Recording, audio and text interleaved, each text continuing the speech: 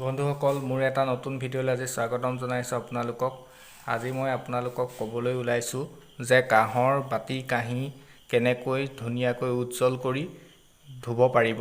বন্ধুসকল, কাঁহৰ বাতি কাঁহী উজ্জ্বল কৰি ধুবলৈ বহুত কঠিন। তাতে যদি বহুত দিন থৈ দিয়ে তাত কহ উঠা দেখা যায়, লেতেৰা হৈ যায়।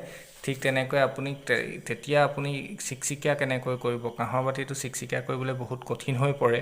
বহুত মানুহে নাজানি অতি অত্যাধিক মূল্য থকা এই কাঁহৰ বাতি বা কাঁহীত ইটাগুটি, শিলগুটি, বালি আদিও ব্যৱহাৰ কৰে। কিন্তু তেতিয়া কি হয়, ইয়াৰ সৌন্দৰ্য লোপহে পায়। কাৰণ কিয়, তাত বহুত দাগ পৰা দেখা যায়, দাগ পৰি গুচি যায়, ক্ষয় যায়। সেইকাৰণে এনেকুৱা কাম নকৰিব। সেইকাৰণে আজি মই ভাবিলোঁ আপোনালোকক ইয়াৰ ওপৰত দিহা দিওঁ, যাতে আপোনালোকে এখন সুন্দৰ কাঁহী পাব পাৰে, যিখন কাঁহীত কহ ধৰিছে বা যিবিলাক কাঁহৰ পাত্ৰ বেয়া হৈ গৈছে সেইবিলাকক আকৌ উজ্জ্বলতা প্ৰদান কৰিব পাৰে। বন্ধুসকল, আশা কৰোঁ আজি নিশ্চয় লাভৱান হ'ব আৰু আপোনালোকে মোৰ চেনেলটো ছাবস্ক্ৰাইব কৰি দিব যদি প্ৰথম চাইছে। এতিয়া আহোঁ দিহালৈ।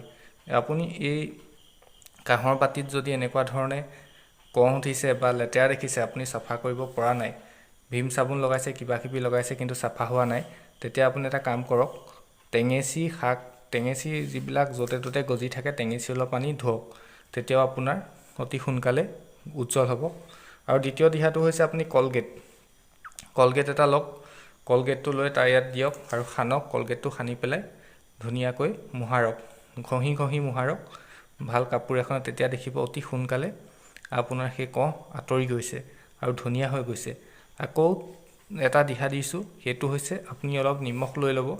নিমখ লৈ পেলাই ধুনীয়াকৈ মাজিব, বাচনবিলাক ধুনীয়াকৈ মাজিব। মাজাৰ পিছত আপুনি দেখিব যে লাহে লাহে আপোনাৰ চিকচিকীয়া হ'বলৈ ধৰিছে কাঁহীখন, বাতিটো। ঠিক সেইদৰে এনেকৈ আপুনি কামখিনি কৰি যাওক, উজ্জ্বলতা বাঢ়িবই আৰু এখন চাফা কাঁহী লাভ কৰিব। বন্ধুসকল, আজিলৈ আহিছোঁ, আশা কৰোঁ লাভৱান হ'ব। যদি ভিডিঅ'টো ভাল লাগিলে লাইক কৰিব। ধন্যবাদ।